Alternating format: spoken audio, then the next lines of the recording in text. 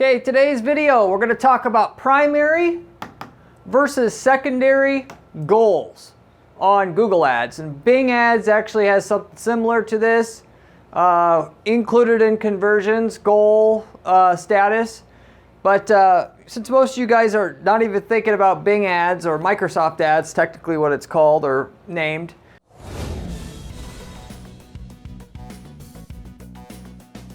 we're just going to talk about Google and what is the basic damn difference between these primary and secondary goals and how does it actually apply to making money at the end of the day. I'm going to explain to you what the differences are and then what I use these separate primary versus secondary goal statuses to actually make money, just like the title of the video says. So with that said, I'll get right into the content here. So simply put, primary goals, if they're marked primary in your Google Ads conversion menu, are goals that Google Ads considers as important, basically, and then also looks at the data that's coming in off of that primary goal to get you more results. They say to optimize your bids, same thing.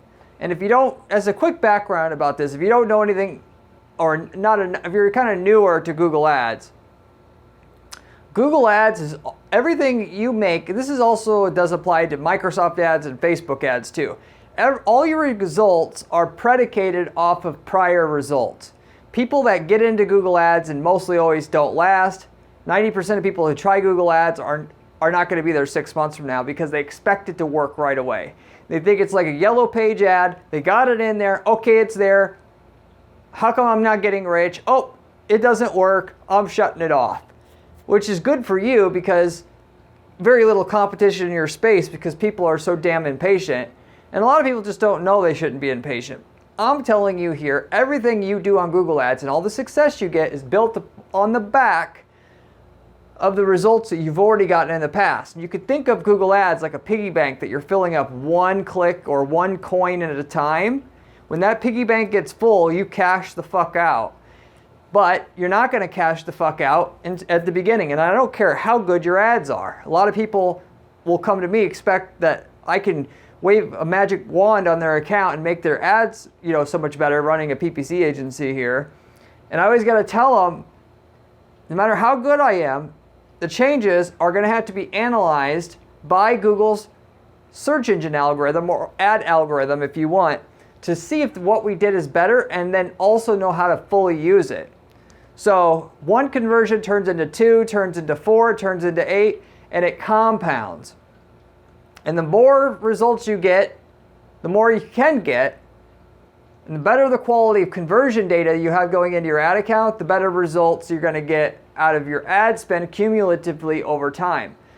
In terms of the quality of data, and then, but more importantly, the volume of data that you have. So in a lot of different markets, the typical is going to be 3 to 6 months before your ads are profitable. Why?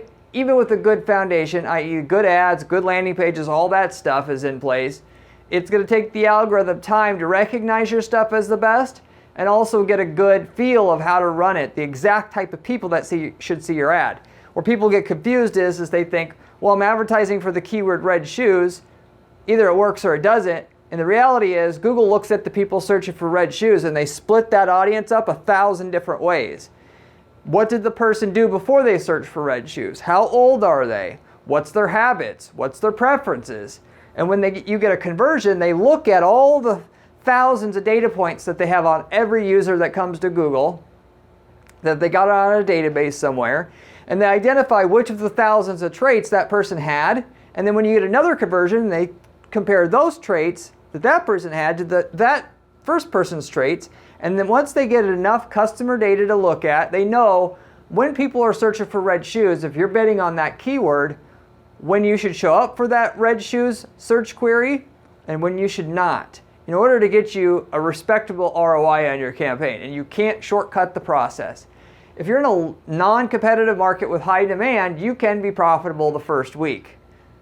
This happens. If you're in a very competitive market and you don't have anything that's substantially like 20 times better than what the rest of the market carries, it's going to be a long slog at the beginning. You're going to have to put money into the system to eventually get enough results that you are over that threshold of break-even profitability so that you can get to the other side where the algorithm keeps driving more and more profit for your account.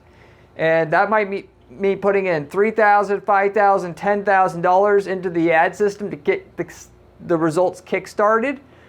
But you'll make millions after that long term. And anything where millions is literally at stake, you're not going to get into it for $50 online anymore. That was in 2007, where you could come in with no money and make money right away. Everybody knows about Google Ads. Who gets the millions from the Google Ads is going to be the person who effectively puts the most time in their ads to set them up right and their landing pages, and who can, be patient enough to build their account up when everybody else is mostly impatient and they want instant results. So anyway, with all that background, the reason why I explain all this is all your results, if you will, long-term, are almost all predicated on, assuming you have a halfway decent ad and a halfway decent landing page, how much results you've collected in your account over time. And so you want to have the right goals in there, and you want to have the right goals marked as primary, not secondary, because Google doesn't use the secondary data. So if you make that mistake, all that money you spent up to the time you switch your goals from secondary to primary is literally just thrown out the window. And literally half of the money you spend on the ads is just, the value you get is just in collecting that data that shows Google how to get you more of a result later on, so to say. Because obviously, you could get to the point of making millions with your ads if you had to take that exact campaign setup. And we know this for a fact because we've tried it before. Like if we get a client, for instance, we sold printer toner for a client. Client quit. Didn't want to, people get greedy and they don't want to pay the, $5,000, $10,000 a month that we're charging that client anymore. At that point in time, if we built up to that level of fees with that client, they don't want to pay us. They want to keep all the profit to themselves, which is fine. It's their money. We'll eventually work with another toner company. We could reuse a lot of the same stuff. We take the same settings. We tell the client up front, the new client, this is the way that it is. Take the same settings, run it. You're getting 10% of the results that the other client did with the exact same ads, exact same keywords, exact same everything pretty much. Obviously the website's a little bit different, but for the most part, the quality is the same. And I could tell you that because I understand good websites versus bad sites in terms of trust factor and then user usability factor. So all of those results is all just pretty much there long-term because you built up the data. So you gotta have solid data. You gotta know how to set up your tracking. If you don't know how, you get somebody that can help you that does know how. If you don't know anybody who knows how to do it, reach out to my firm. We've done this hundreds of times. And I don't care how complicated you think your setup is, we'll be able to help you get the tracking set up and for a reasonable amount of money. But anyway, so with all that foundation knowledge I just gave you here, the primary goals have to be marked primary for Google to pay attention to the conversion. So what do you need secondary goals for? What the hell are they for? Those are for a backup, or at least what we're using them for. Legitimately, why Google has a secondary goal, for the most part, it's for if you have a goal, you set it up, but you don't want to use it anymore. Let's say at the very beginning, because you don't have very much conversion data, you start to optimize whether, if somebody calls. And you're tracking that, and you're tracking if somebody calls and then buys. At the beginning, if you're just using data about whether somebody bought or not to drive your ads, it would take forever for it to work because there's a lot less purchases going through than phone calls, which is a common thing we do here as well. So you'll make the ads optimize off the phone call goal until you've gotten at least 50 purchases, and then switch over to the phone purchase goal that you set up, and then mark the phone goal as secondary. So instead of deleting it, in case you need to come back to it, in case you want to reference that data later, you can mark it secondary.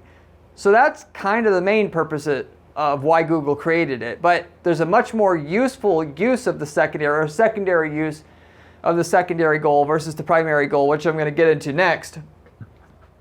On every e-commerce client that we're working with, I do conversion tracking on Google Analytics in addition to Google Ads.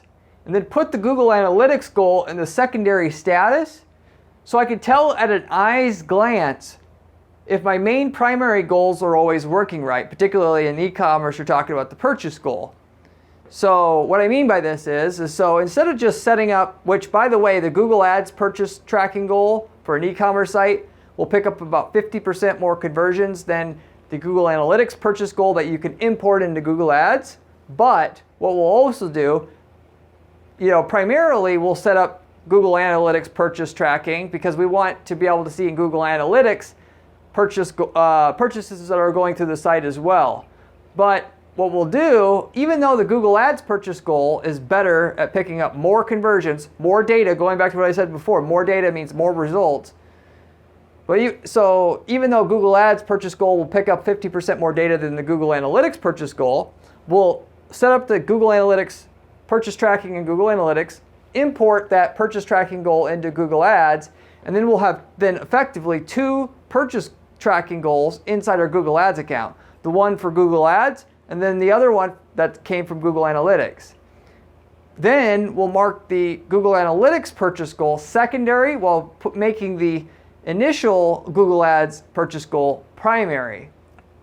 And so what this ultimately does, and what I was trying to explain here, is it allows you to quickly see if the purchase tracking goal that you have set up through Google Ads is always kind of working right, even though the Google Ads purchase goal tracks more than the Google Analytics purchase tracking goal will, it'll always be off by a similar margin. In other words, it'll undercount by 50% on the Google Analytics goal versus the Google Ads purchase goal.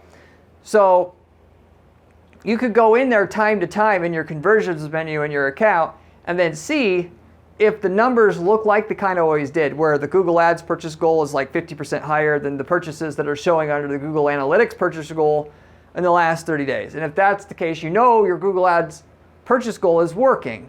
If you go in there and all of a sudden the Google Analytics purchase goal is more than the Google Ads purchase goal, then something's off. Because normally the Google Ads purchase goal is higher than the Google Analytics purchase goal, if you catch my drift here. So ultimately, at a glance, it tells you if your Google Ads purchase goal is always working, or if it's only partially working, i.e. most of the purchases are going through, or let's say 30% of the purchases are being tracked, but the rest aren't.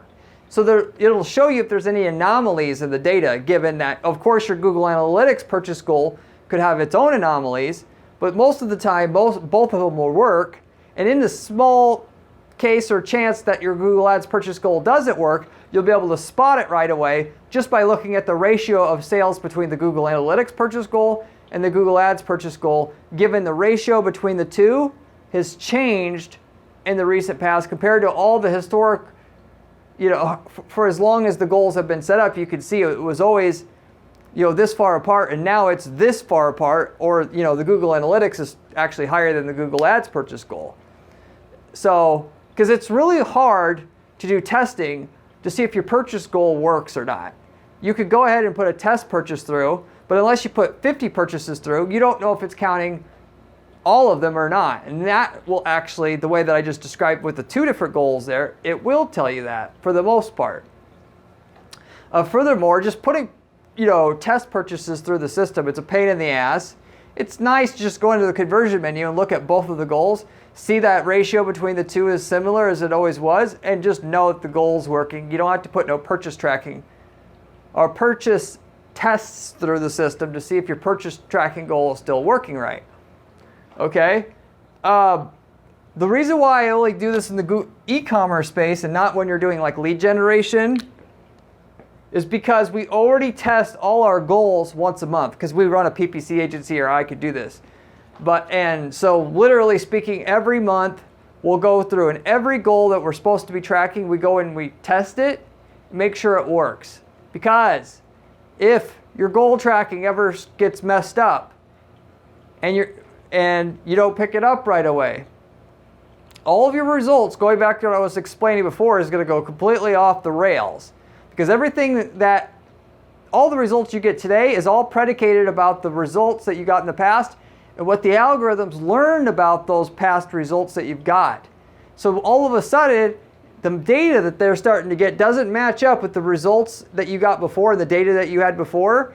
The algorithm will just say, shit, everything that I knew now is not the way that everything I knew before that up to now basically doesn't apply anymore. I got to relearn from the beginning how to handle these ads.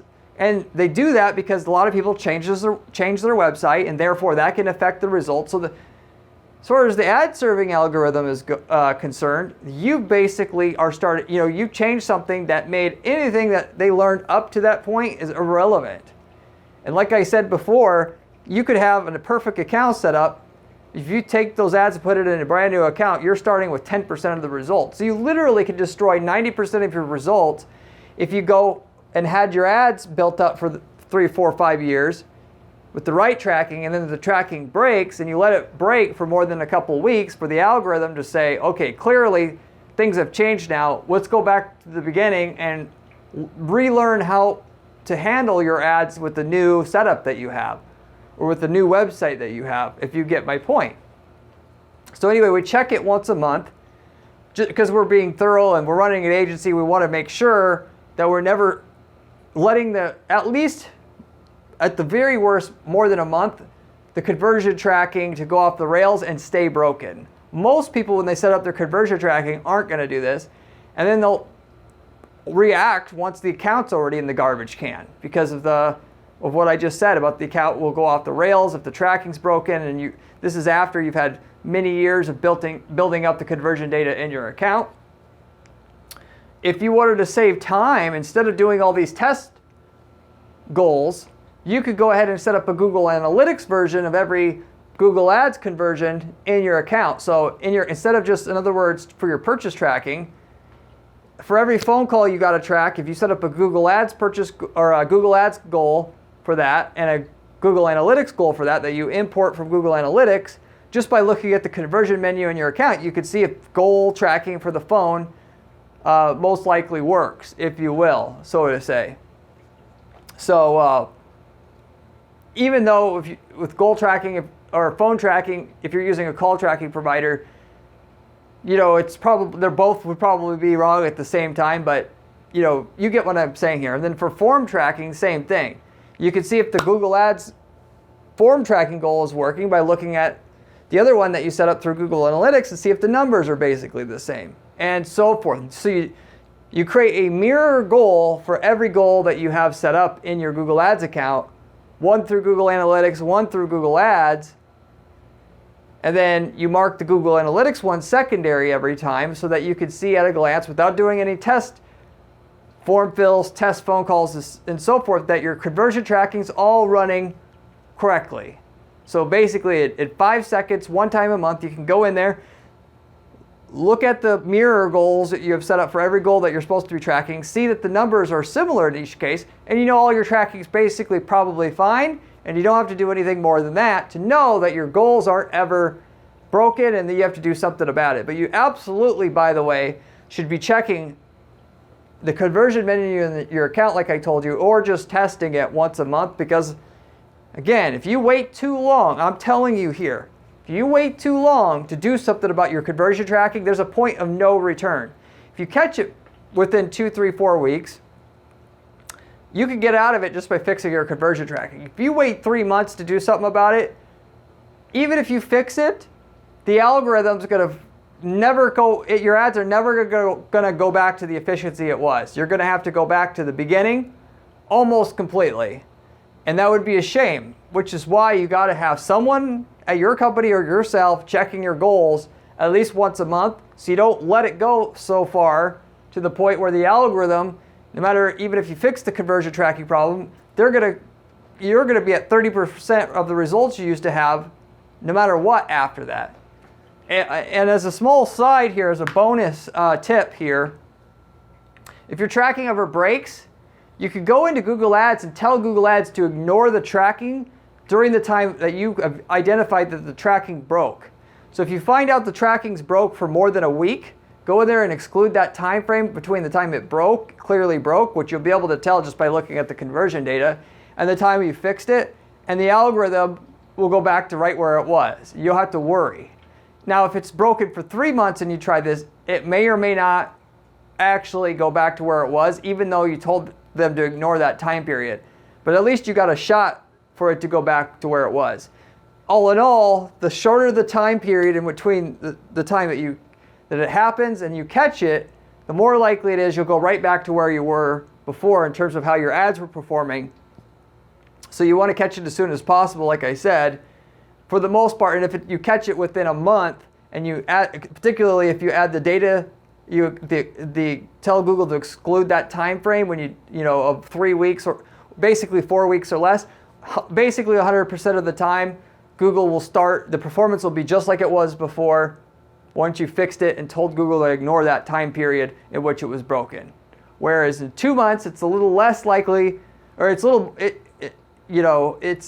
maybe 75% likely that your ad performance will not be able to be restored. And after 3 months, it might be 50% likely to have your ad performance to be restored, even if you tell Google to ignore that 3 months. And the longer you go, the less likely it is going to be that your ad performance is going to be restored once you tell them to ignore that date range and point in time in which your tracking was definitively broken. So I think I spoke enough on that. But so that's the difference between secondary and primary goals and how you actually use it to make money. There's other things I could say, but for the most part, this is the main stuff you need to know in terms of primary versus secondary. So I guess I will mention one other thing. I did touch on you could use secondary to track things that you're not yet using to optimize your ads. So I've spoken before on this channel about offline conversion tracking. You're tracking sales that occur after a lead's generated and piping that back into your account. If you're going to do that, which I highly recommend you do because you'll triple the amount of money you're making long term having the ad algorithm optimizing for sales and ROI, not phone calls or contact form fills. But you could, from the beginning, you could set up your tracking to track phone calls and form fills and the sales, and then you're just going to import all your sales, and then once you get 50 sales, you could change that sales goal that tracks the sales from secondary to primary, and then the phone goal and the form fill goal that you were using before you were optimizing off the sales data, you turn that phone goal and the form goal over to secondary. So you start with all the goals ideally that you want to track, overall in your company, and then you just switch from one set to another set once you've built up enough data on one set that you really want to use when you get enough data. So that's a really effective method to be able to make a ton of money in your business when you're doing any kind of lead generation. So, and even for e-commerce, if you're selling something over $100 and more than 10% of your orders are occurring offline through the phone, because you could import your phone sales and eventually you could just optimize off of the phone sales plus the cart sales, not cart sales plus phone calls plus, form fills, if you get my drift. You're optimizing on sales level data, whereas at the beginning you could optimize off, sales level data through the cart and phone calls and form fills, given a large part, amount of people are calling and ordering through the phone. You actually do want to pick up and let the algorithm optimize what's generating leads in addition to the cart sales. Given, some people call and then they buy on the phone, and you want the algorithm to at least acknowledge that certain things are working to generate calls that likely generate purchases. So anyway, with that is everything I can tell you as to primary versus secondary goals, how that's going to make money for you. If you liked the video, I'd appreciate it if you would give it a like and consider subscribing to this channel, as I have a ton of other content on this channel about how to make money, strategies, tips, tricks, and it's literally the best information you're going to be able to find on YouTube on this, the topic of online advertising, given I manage about 50 different accounts at any given time. I'm giving you the absolute information on what works and what doesn't work on an ongoing basis, and details on how to execute it. So therefore, you should subscribe. If you like the channel, I also have a blog at guaranteedppc.com/blog. If you like the channel, you'll love the blog as well. It's written by myself. Beyond that, if you have any questions about anything I covered today, leave me a comment below. I get back to every single person who leaves me a comment on this channel. usually within a couple days time. Ask me any question you'd like, I won't bite. Even whether it's regarding primary versus secondary or not. As the last thing I want to mention here, if you're looking for the best person that can help you manage your campaigns as you don't have the time to do the stuff I talk about on this channel that works, reach out to me. This is exactly what I do for clients. We guarantee results for our clients as well. We can guarantee you get a certain lift in your sales before we take a fee, as long as you are a company that we want to work with. And we can tell you up front how much sales we can bring you. So if you want to know how much more sales I can get you on a top of what you have right now, or if you're starting something up, how effective it might be, go ahead and reach out to my firm at guaranteeppc.com. I'd be happy to look your stuff over and potentially have a conversation with you. So I'd be happy to and looking forward to hearing from you what you're trying to do currently with Google ads, Facebook ads, or whatever you're doing in terms of online advertising. We do actually manage all of that for clients as it comes to just online advertising platforms, Facebook and so forth. So that said, I'll wrap it up with that. Hopefully you enjoyed this video, and I hope to see you on my next video where we have another fantastic money-making strategy for you there. See you later.